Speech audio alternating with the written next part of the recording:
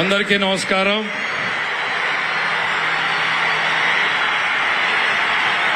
ఆయన పేరు చెబితేనే పూనకాలు లోడింగ్.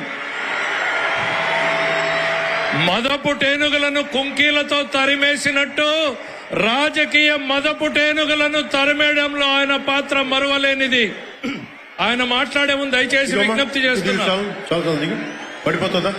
చాలు చాలు. మీరందరూ బాగుండాలి కదా, మీరందరూ బాగుండాలి కదా. దింపమ్మా ప్లీజ్, జాగ్రత్తగా దిగే, నువ్వు జాగ్రత్త దిగే, నా మాట దిగు. తర్వాత అబ్బాయికి వెనక తీసుకురండి, అబ్బాయి ఫోటో ఇద్దాం. నా దిగు, జాగ్రత్తగా దిగు, జాగ్రత్తగా దిగు.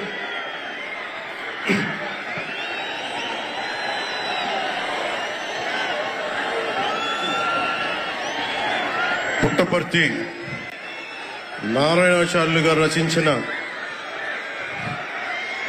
శివతాండవ కావ్యం పుట్టిన నేల, రచించిన నేల, తెలుగు భాష విలువను పెంచిన నేల, ఆడినమ్మ శివుడు పాడినమ్మ భవుడు అని శివతాండవాన్ని వినిపించిన నేల. ఈ నేల ఒక పుట్టపర్తి నారాయణాచార్యులు, కవి బళ్ళారి రాఘవ గారు లాంటి నాటకరంగ రచయిత, నటుడు, విధాన్ విశ్వం లాంటి మహానుభావులు, గజ్జల మల్లారెడ్డి గారు లాంటి కవులు, ఇలాంటి వాళ్ళందరూ పుట్టిన నేల. ప్రతి రాయలసీమ కవులు కళాకారులు అనేది ఋతువులు ఎన్నైనా మా రాళ్లసీమకి ఒకటే ఋతువు, కరువు ఋతువు.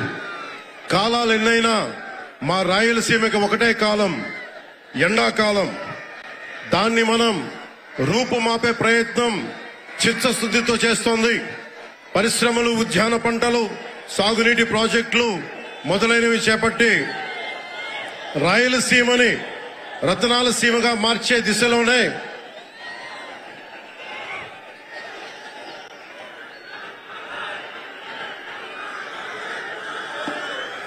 ఈ రోజున మేమందరం గౌరవ ముఖ్యమంత్రి గారి చంద్రబాబు నాయుడు గారి నాయకత్వంలో మేము ముందుకున్నాం. ఈ సూపర్ 6 కార్యక్రమం ఇన్ని వేల కోట్లు ఆర్థిక ఇబ్బందులుండి వీటన్నిటినీ ముందుకు తీసుకురాగలుగుతున్నామంటే మీ భవిష్యత్తు కోసం, యువత భవిష్యత్తు కోసం, మహిళల భవిష్యత్తు కోసం, ప్రతి ఆంధ్రప్రదేశ్ లో ఉన్న ప్రతి ఒక్కరూ బాగుండాలి, మీరు ఆనందంగా ఉండాలి. మనం మీరే అన్నారు, ఆ రోజు మేము అడిగాం, రాష్ట్రం బాగుండాలి, యద్భావం తద్భవతి. మీరు ఎలా ఆలోచించారో మేమందరం కలిసికట్టుగా పార్టీలు వేరైనప్పటికీ రాష్ట్ర హితువు, రాష్ట్ర శ్రేయస్సును దృష్టిలో పెట్టుకొని ఈ రోజున మీ ముందుకొచ్చి ఇంత ఘన విజయంగా, ఇంత దిగ్విజయంతో ఈ సూపర్ 6 కార్యక్రమాన్ని మీ ముందుకు తీసుకొచ్చాం.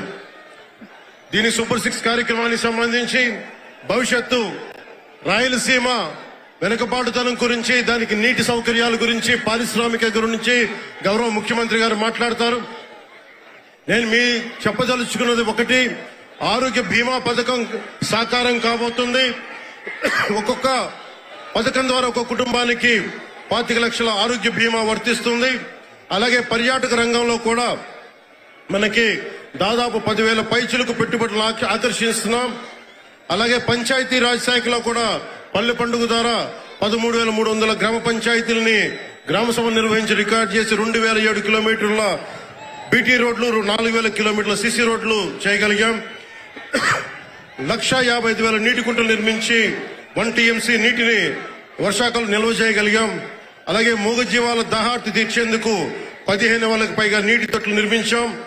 22,518 మినీ గోకులాలు చేశాం. అడవి తల్లి బాట కార్యక్రమం గౌరవ ప్రధానమంత్రి శ్రీ నరేంద్ర మోదీ గారి సహకారంతో, ముఖ్యమంత్రి శ్రీ నారా చంద్రబాబు నాయుడు గారి నాయకత్వంలో కూటమి ప్రభుత్వం 1,005 కోట్లతో ప్రధానమంత్రి పిఎం జన్మన్ పథకం, మహాత్మా గాంధీ జాతీయ ఉపాధి హామీ పథకం ద్వారా రాష్ట్ర ఉపాధి హామీ పథకం 625 గిరిజన గ్రామాలని అనుసంధానిస్తూ 1,069 కిలోమీటర్ల రోడ్ల నిర్మాణం జరుగుతోంది.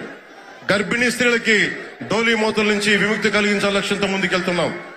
7,910 కోట్లతోటి జల్ జీవన్ మిషన్ కి ప్రాజెక్టులు చేపట్టాం. అటవీ విస్తారాన్ని పెంచే లక్ష్యంలో 1 కోటి మొక్కల నాటే కార్యక్రమానికి శ్రీకారం చుట్టాం. కర్ణాటక ప్రభుత్వానికి నుంచి సహకారంతో 4 కుంకి ఏనుగులను తీసుకొచ్చాం.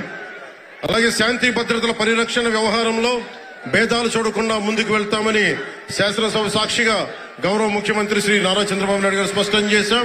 నేను అదే మాట చెప్పాను. ఆ మాట కట్టుబడే ముందుకు వెళ్తున్నాం. శాంతి భద్రతలు ఎలాంటి ఆటంకం కలగకుండా ఉన్నప్పుడే రాష్ట్రంలో పెట్టుబడులు పరిశ్రమలు వచ్చి యువతకి ఉపాధి ఉద్యోగ అవకాశాలు లభిస్తాయి. ముఖ్యంగా మన రాయలసీమ యువతకి మీరు ఉపాధి అవకాశాలకు వేరే రాష్ట్రాలకు వెళ్లకుండా మన అనంతపురంలో, మన కర్నూలు, మన కడప, మన చిత్తూరు జిల్లాల్లో మొత్తం ఉపాధి అవకాశం పక్క రాష్ట్రాల నుంచి మనకు వచ్చేలాగా పారిశ్రామికరణ జరగాల దిశగా గౌరవ ముఖ్యమంత్రి నారా చంద్రబాబు నాయుడు గారు ఆధ్వర్యంలో ఆయన నాయకత్వంలో ముందుకు తీసుకెళ్తున్నాం. కూటమి ప్రభుత్వం ప్రతి అడుగులోనూ త్రికరణ శుద్ధితో పనిచేస్తుంది. గౌరవ ప్రధానమంత్రి శ్రీ నరేంద్ర మోదీ గారి వికసిత్ భారత్ విజన్ దిశగా గౌరవ ముఖ్యమంత్రి శ్రీ నారా చంద్రబాబు నాయుడు గారి నాయకత్వంలోని కూటమి ప్రభుత్వం ముందుకు సాగుతూ 2047 నాటికి ఆంధ్రప్రదేశ్ ని దేశంలో నెంబర్ 1 రాష్ట్రంగా తీర్చిదిద్దుతామని మీ అందరికీ తెలియజేసుకుంటూ జై భారత్, జై హింద్.